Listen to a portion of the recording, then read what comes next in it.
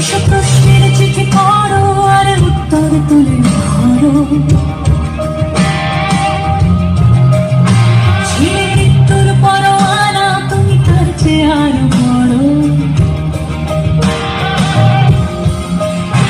এই যে মনের আলো জ্বালা, এই যে বোধের কথা বলা, এই যে ধূসর রাতে আজ ফিরে আলো।